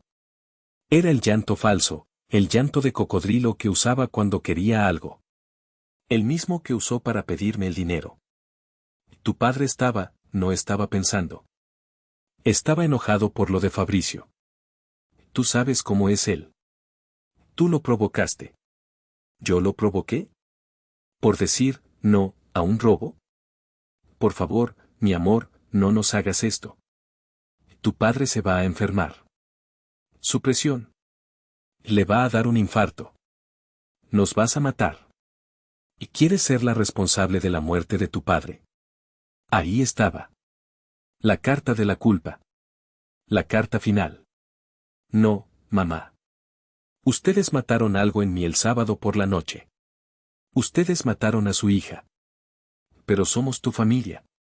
La sangre llama. Qué curioso que solo se acuerden de que somos familia cuando necesitan algo. Cuando querían mis 2 millones, o ahora que necesitan mi casa, dije. La notificación es clara. La casa se vendió. Tienen 30 días para desalojar. Te sugiero que empiecen a empacar. Y dile a Fabricio que vaya buscando un departamento con un cuarto extra. Quiere una maldita, empezó a gritar, la furia regresando con toda su fuerza, mezclada con el pánico. Una víbora. Te voy a... Colgué. Miré mi teléfono. Mi mano temblaba, pero no de miedo. Era adrenalina. Era poder. Era el sonido de los cerrojos de mi jaula rompiéndose. Los siguientes días fueron un bombardeo nuclear. Mi teléfono se volvió inútil. Llamadas y mensajes de números desconocidos, tías lejanas, primas que no había visto en 10 años, amigos de mis padres. Despiadada. Sin corazón. Interesada. Víbora. Malagradecida. Borré todo. Apagué las notificaciones. Dejé que ardieran en el vacío digital. Entonces, una semana después de la notificación, llegó algo tan absurdo, tan surrealista, que Tadeo y yo nos reímos durante 10 minutos. Llegó un mensajero con un sobre de lujo, grueso, con letras doradas. Era la invitación formal a la boda de Fabricio. En Cancún. En 10 días. Es una puta broma, le dije a Tadeo, sosteniendo el cartón que seguro costó 500 pesos. Espera, hay una nota adjunta, dijo él, sacando una tarjeta más pequeña. Era de mi madre. Escrita con su caligrafía elegante. Mijita, leí en voz alta. Sé que estás enojada. Pero tu hermano no tiene la culpa. Esta boda es muy importante para él. Por favor, ven. No nos hagas este desplante. Todavía podemos arreglar las cosas. Si vienes, hablaremos con tu padre. Quizás él pueda reconsiderar. Te queremos. Mamá. Tadeo soltó una carcajada. No puedo creerlo. Quizás él pueda reconsiderar. Como si él te estuviera haciendo un favor a ti. Está loca, murmuré, tirando la invitación a la basura. Está completamente demente. Cree que si me presento como la hija obediente, yo voy a reconsiderar lo de la casa. Es un último intento desesperado de mantener las apariencias frente a los Thompson, analizó Tadeo. No pueden explicar por qué la hermana del novio no está. Pues que se inventen algo. No voy a ir a Cancún. De hecho, dijo Tadeo, mirándome con una sonrisa traviesa. Creo que sí deberías ir. ¿Qué? ¿Tú también? Piénsalo, dijo él, levantando las manos. Ya tienes los boletos de avión y el hotel pagado. Los compraste hace meses, antes de todo este desastre. No vayas por ella. No vayas por él. Ve por ti. Ve con tu prometido. Disfruta de un fin de semana en Cancún, todo pagado. Y, Es tu última oportunidad de cerrar este capítulo en tus términos. De verlos a la cara, no como la víctima, sino como la dueña del puto tablero. Lo pensé. Tenía razón. Era brillante. 10 días después, Tadeo y yo aterrizamos en Cancún. No me puse el ridículo vestido de dama de honor color coral que Marta me había exigido comprar. Para la recepción en la playa, al atardecer, me puse un vestido rojo. Un rojo vibrante, casi escandaloso. Un rojo sangre. Si querían verme manchada de rojo, les iba a dar rojo. La cara de mi madre cuando me vio entrar, del brazo de Tadeo, fue una obra de arte. Una mezcla de alivio, vino, se salvó el honor y horror, ¿por qué carajos viene de rojo? Mi padre me fulminó con la mirada desde la mesa principal, pero no se acercó. Estaba demasiado ocupado riendo y dándole palmadas en la espalda a su nuevo consuegro, el señor Thompson. La fiesta era ridículamente opulenta. Fuegos artificiales sobre el mar, una banda en vivo, estaciones de sushi, estaciones de cortes finos, champaña que costaba más que mi renta mensual. Todo esto, mientras me rogaban por mis 2 millones. La hipocresía era tan espesa que se podía cortar. Fabricio, borracho como siempre, vestido con un traje de lino blanco que lo hacía ver hinchado, me encontró cerca de la barra de postres. Vaya, vaya, arrastró las palabras, con esa sonrisa burlona que yo odiaba. Miren quién se atrevió a venir. La oveja negra. ¿Qué onda, Manchita?, dijo, haciendo un gesto hacia mi vestido, refiriéndose al vino.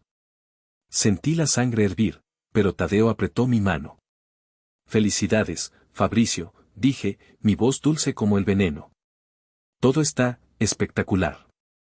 Sí, bueno. ¿Ves?, dijo, hinchando el pecho. Así es como se hace una boda de verdad. Clase. No tu fiestecita de patio en Coyoacán. Me acerqué a él. Puse mi mano en su brazo, como una hermana cariñosa. Él se sorprendió. Me acerqué tanto que pude oler el whisky caro en su aliento. Espero que la disfrutes, le susurré, para que solo él me oyera. Disfruta cada segundo. Cada trago. Cada bocado de langosta. Porque con lo que costó esto. Su sonrisa vaciló. ¿De qué hablas? Hablo de que espero que los Thompson tengan muchos cuartos de huéspedes en su mansión.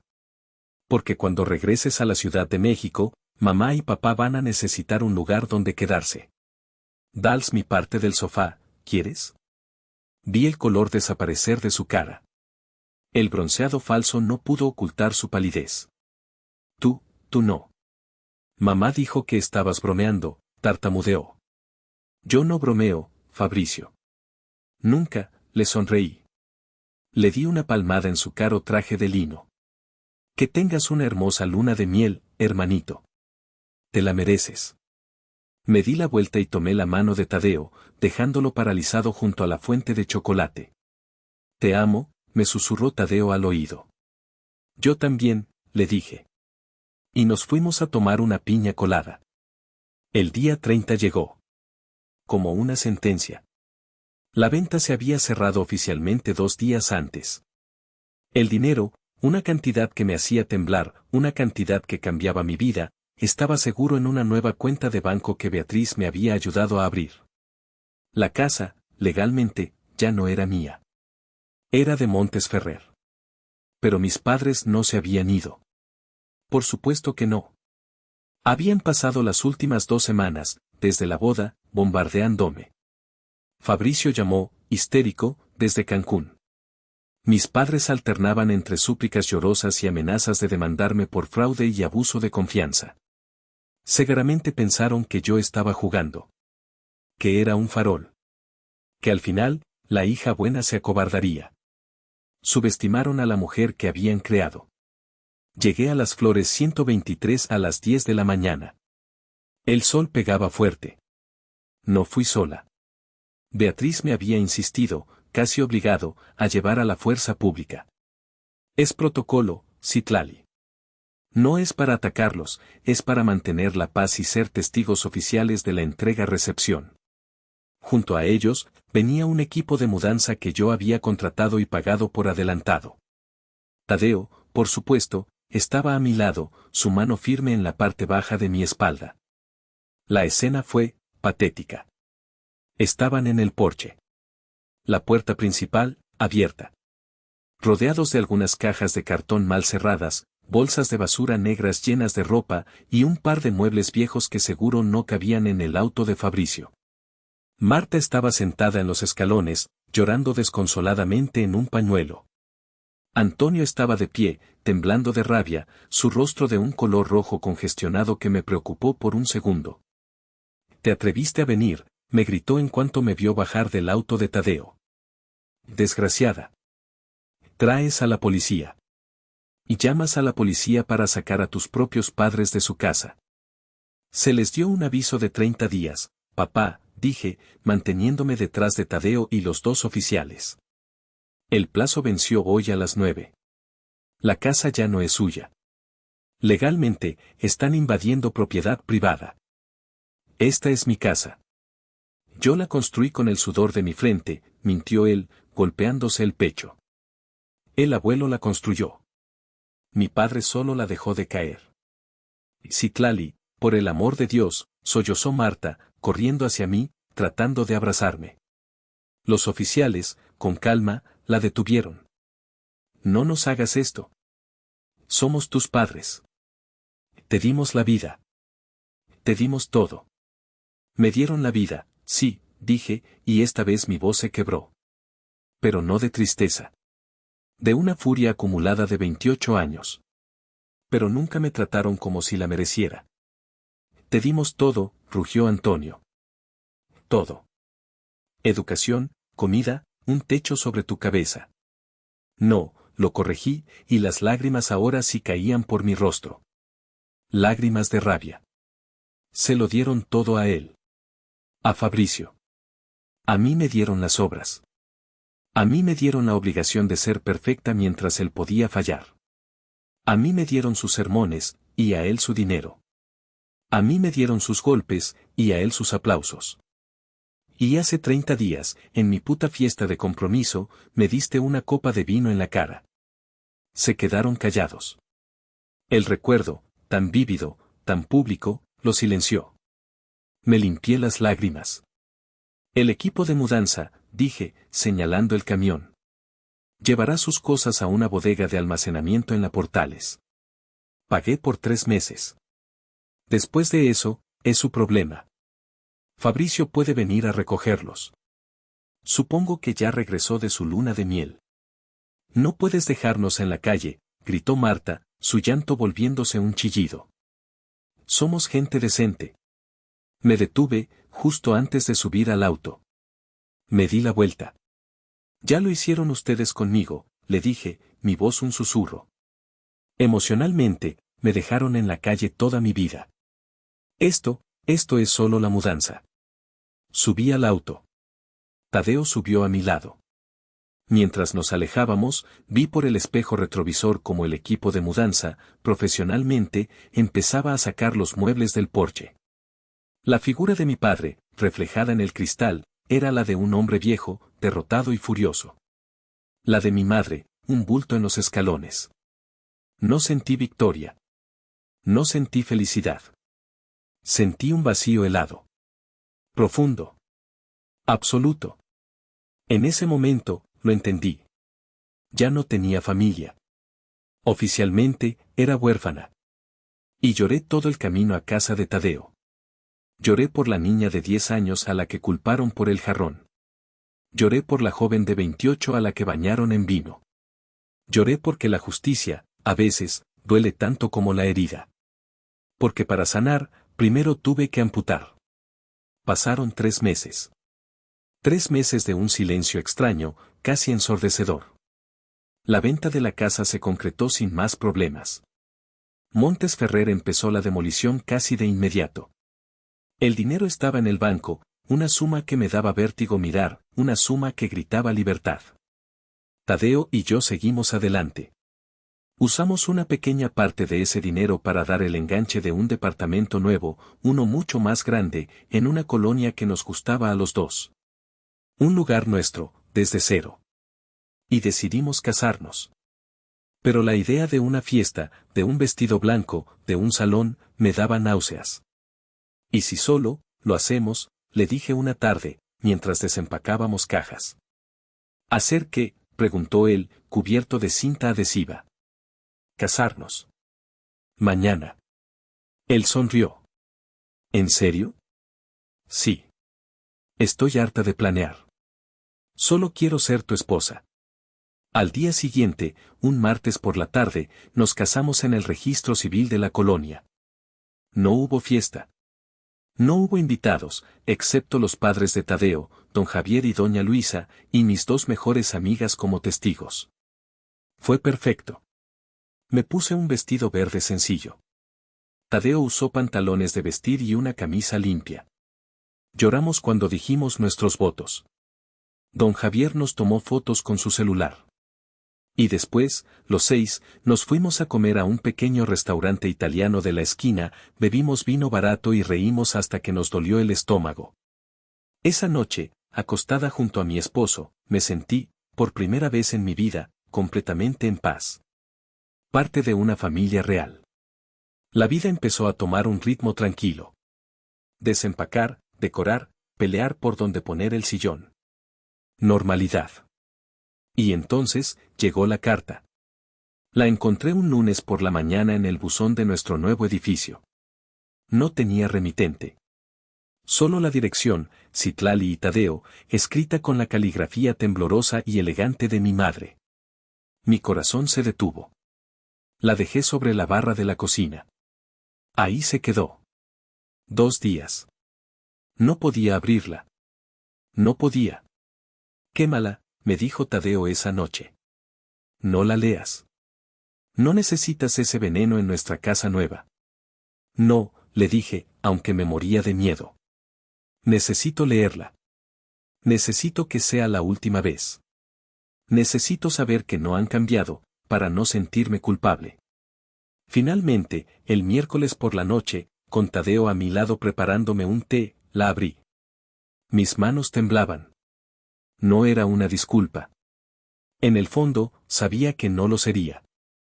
Era veneno. Puro, concentrado, y destilado con culpa. Citlali, empezaba. Espero que estés orgullosa de ti misma. Espero que el dinero te caliente en las noches. Desde que nos echaste de nuestra casa, la salud de tu padre se ha ido en picada. Está deprimido. Apenas come. El médico dice que es por el estrés. El estrés que tú, su única hija, le causaste. Seguí leyendo. Cada palabra, una pequeña aguja envenenada. Estamos viviendo en el cuarto de servicio del departamento de tu hermano. Fabricio nos está ayudando. Tu hermano, al que tanto odias, sí tiene corazón. Pero su matrimonio está en problemas. Los Thompson no están contentos con la situación. Piensan que somos unos muertos de hambre. Todo esto es tu culpa. Y arruinaste a tu hermano. Y arruinaste a tu padre. Vendiste la casa de tu infancia, tus recuerdos, el legado de tu abuelo, todo por un berrinche. Todo por dinero. Nunca te educamos así. Nos has destruido. ¿Duermes bien por la noche, en tu casa nueva, sabiendo que tu padre se está muriendo de tristeza por tu culpa? Terminé de leer. El papel temblaba en mi mano. Ni una sola mención al vino. Ni una sola mención a los 2 millones que querían robarme. Ni una sola palabra de arrepentimiento. Solo culpa. Culpa, culpa, culpa. Tadeo me quitó la carta de las manos. La leyó por encima. Su rostro se endureció. Esa noche, encendí la pequeña chimenea de gas de nuestro departamento. Tadeo me pasó el encendedor. ¿Estás segura?, preguntó. Asentí. Ya no lloraba. Sostuve la carta sobre la llama azul. Vimos juntos cómo el papel se acurrucaba, se volvía negro en los bordes, y luego se encendía en una llama brillante y naranja. Se acabó, susurré, mientras las cenizas subían por el tiro de la chimenea. Se acabó, confirmó Tadeo, abrazándome por la espalda, su barbilla en mi hombro. Es el cierre, amor. El último intento. Y lo fue. El último intento de manipulación se convirtió en humo. Y por fin, fui libre. Una semana después.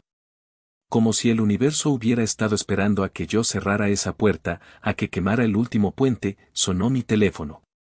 Era un número desconocido, con LADA de Estados Unidos. Seattle. Bueno. ¿Señorita Citlali?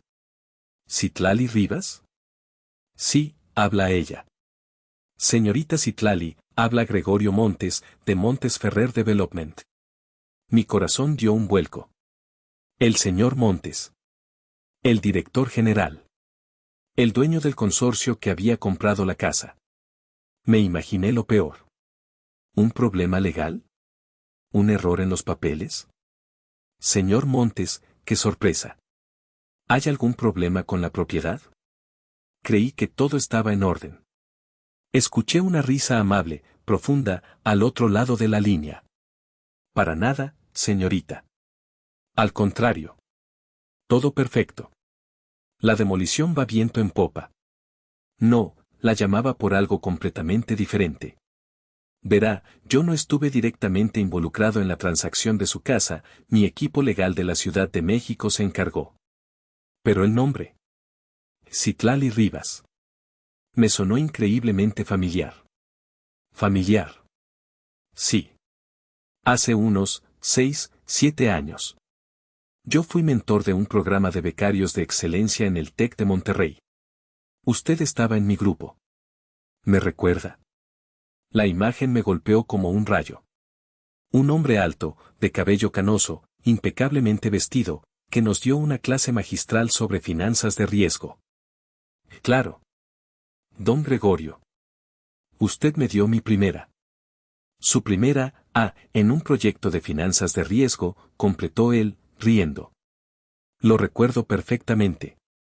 Siempre recordé su nombre. Era la más brillante de ese grupo, y la más callada. Cuando mi equipo me informó que la venta de la propiedad en la Colonia del Valle se había cerrado, y vi su nombre como la vendedora, tuve que conectar los puntos. Tuve que investigar. Oh, Dios, murmuré, sentándome en el borde de la cama. Vi cómo manejó la venta, Citlali. A través de Beatriz Mendoza, que es mi mejor abogada. Rápida, sin emociones, profesional. Sin rodeos. Y he estado siguiendo su carrera en la fundación donde trabaja. Su trabajo en finanzas sociales, sus modelos, son brillantes. Es exactamente el tipo de pensamiento que busco. Gracias, señor, no sé qué decir. No diga nada. Escuche. Estamos abriendo una nueva división corporativa. Desarrollo social y vivienda sostenible. Aquí, en nuestra sede central de Seattle. Y quiero que usted la dirija. Me quedé muda. Literalmente, no podía respirar. Señor. ¿Dirigirla? Yo no tengo ese nivel de... Claro que lo tiene, me interrumpió, con amabilidad pero con firmeza. Es un salto cuántico, lo sé. Salario ejecutivo completo. Paquete de reubicación para usted y su esposo. Control total del proyecto.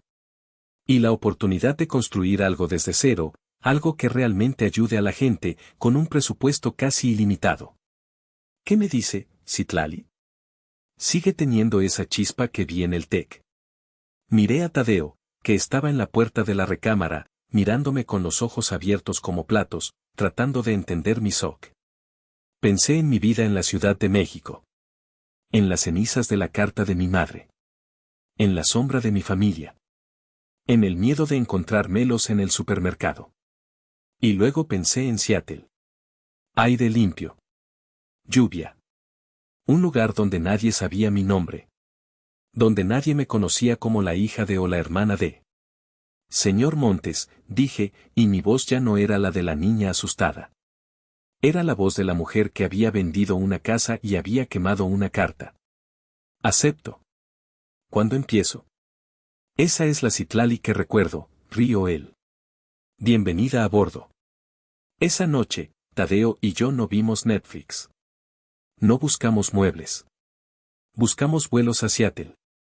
Seattle, me dijo, con una sonrisa tan enorme que pensé que se le iba a partir la cara. Siempre quise conocer Seattle.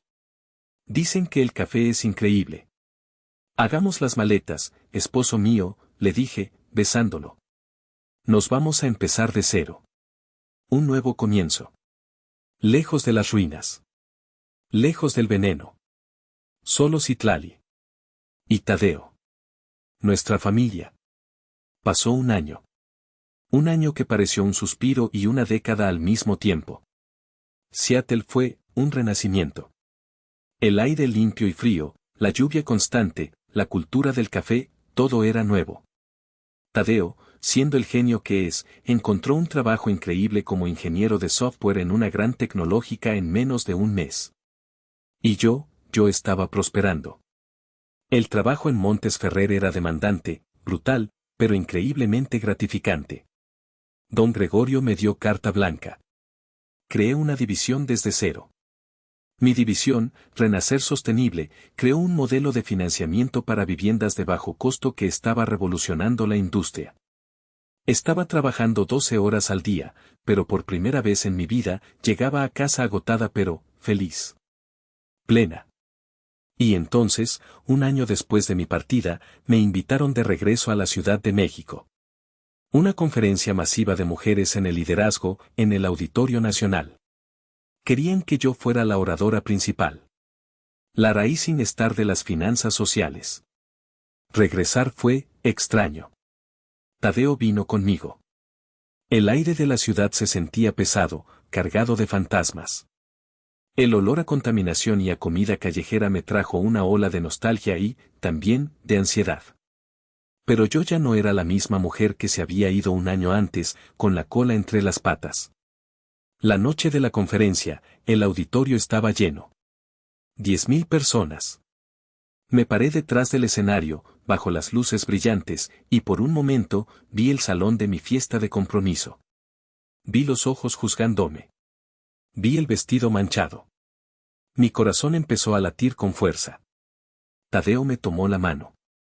Oye, me dijo. Tú eres la dueña de este escenario. Ve y rómpela. Respiré hondo.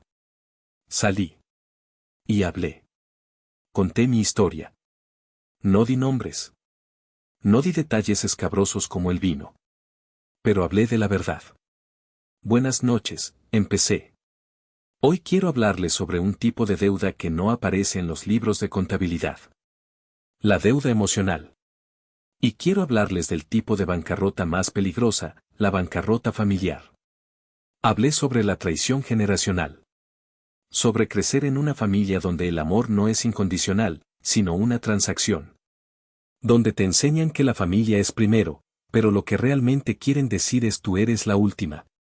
Hablé del síndrome del hijo dorado. Y del daño profundo que le hacen no solo al hijo ignorado, sino también al hijo favorecido, criándolo para ser un inútil disfuncional. Nos dicen que la familia es lo primero, dije, mi voz resonando en el silencio absoluto del auditorio. Pero, ¿qué pasa cuando la familia es la primera en traicionarte?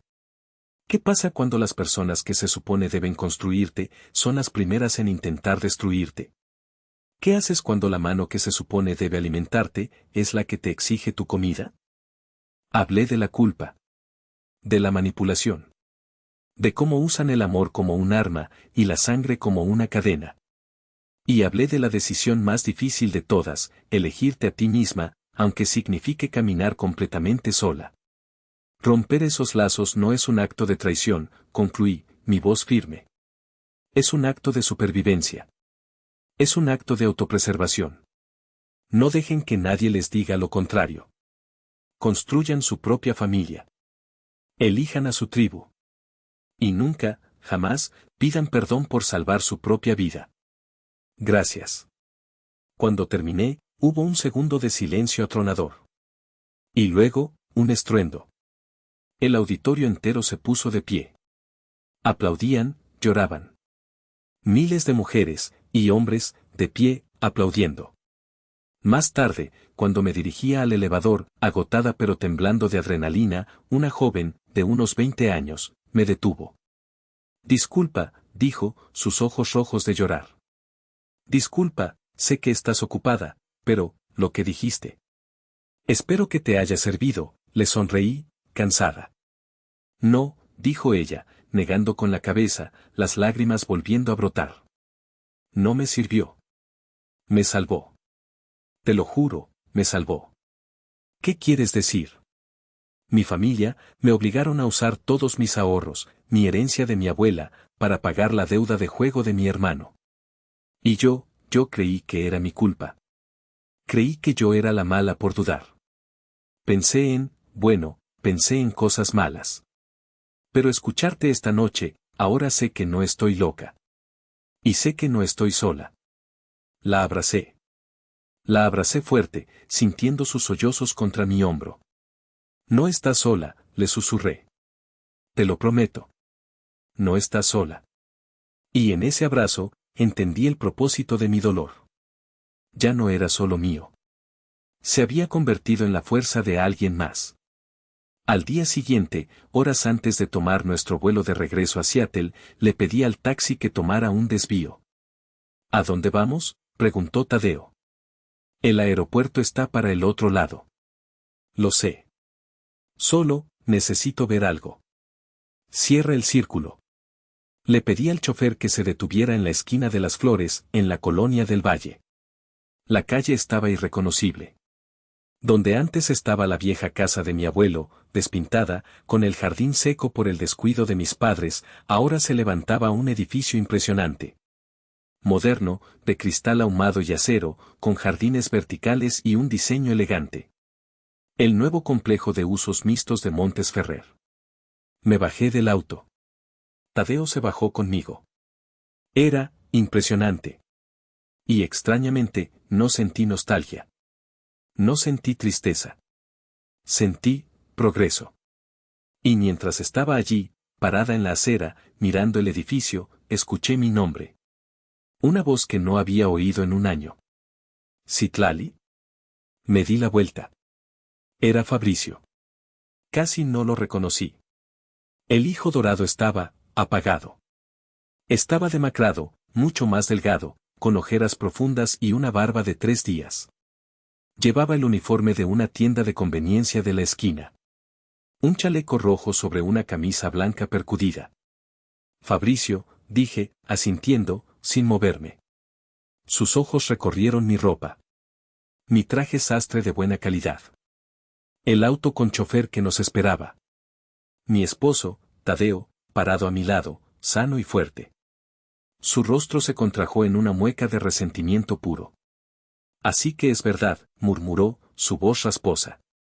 Regresaste como la gran señora. La que sale en las revistas de negocios. Solo estoy de visita de trabajo, respondí, mi voz neutral. Arruinaste todo, sabes, dijo, su voz temblando, pero no de tristeza, sino de una rabia patética. Todo. Mi matrimonio se fue al diablo. Los Thompson me votaron. Su hija no quería un yerno cuya familia vivía de arrimada en un departamento de 2 cuartos. Perdí mi trabajo. Todo por tu culpa. Por tu egoísmo. Lo miré. Esperaba sentir rabia. Esperaba sentir lástima. No sentí nada. Solo, nada. Era un extraño. Un extraño patético en un uniforme rojo. No, Fabricio, le dije con calma. Ustedes arruinaron todo. Ustedes, con su codicia, su arrogancia y su crueldad. Ustedes declararon la guerra. Yo solo decidí dejar de jugar su juego y empecé a jugar el mío. Señaló el edificio nuevo. Y todo por esto. Por dinero. Espero que te pudras en tu dinero. No, Fabricio, volví a decir. No todo es por dinero. ¿Ves ese letrero? Le señalé la planta baja del edificio. En la esquina más bonita, la que daba al parque, había un acceso elegante, con puertas de cristal. Tenía un letrero que él no había notado. Letras elegantes y discretas que decían, Fundación Renacer, refugio para madres jóvenes y víctimas de abuso familiar. ¿Qué es eso?, tartamudeó, entrecerrando los ojos. Es mi legado, le dije. Usé los 2 millones de pesos de mi abuelo, el dinero que querían robarme, más una parte considerable de las ganancias de la venta, y negocié con Montes Ferrer. Me cedieron la planta baja completa, a perpetuidad, como parte de mi división de desarrollo social. Él no entendía. Su cerebro no podía procesarlo. Donde estaba la sala de nuestro abuelo, le expliqué, con la misma calma, ahora hay un comedor para mujeres y niños que no tienen que comer. Donde estaba mi antiguo cuarto, hay cunas y una guardería. Y donde estaba tu cuarto, Fabricio, el del hijo dorado, hice una pausa. Ahí es donde está la oficina de la terapeuta principal, la especialista en trauma familiar. Ahora sí entendió. Su rostro se quedó vacío. La rabia se fue, y solo quedó, nada. Ustedes me quitaron una casa, le dije, caminando de regreso al auto. Y con sus escombros, yo construí un hogar. Para 100 mujeres más. Para 100 niñas que no tendrán que pasar por lo que yo pasé. Tú, empezó a decir, pero no tenía palabras. Adiós, Fabricio. Subí al auto. Tadeo subió a mi lado y tomó mi mano. No dijo nada. Solo la apretó. Mientras nos alejábamos, lo vi por el espejo retrovisor. Una figura pequeña, rota, con un chaleco rojo, parado en la acera, frente a un edificio brillante. No fue venganza. Fue justicia. Fue renacimiento. Dicen que la sangre llama, pero a veces la sangre también ahoga. Tuve que cortar lazos con mi propia familia para poder respirar. Tuve que destruir mi pasado para poder construir un futuro. Usé el dinero que intentaron robarme para construir algo positivo. Pero díganme ustedes en los comentarios. ¿Creen que fui demasiado lejos al vender la casa de mi infancia? ¿O fue la única justicia que podía obtener? Gracias por escuchar mi historia hasta el final. Si te gustó este video y quieres apoyar al canal, no olvides suscribirte, darle like y compartirlo. Cada interacción nos ayuda a seguir contando estas historias. Nos vemos en la próxima.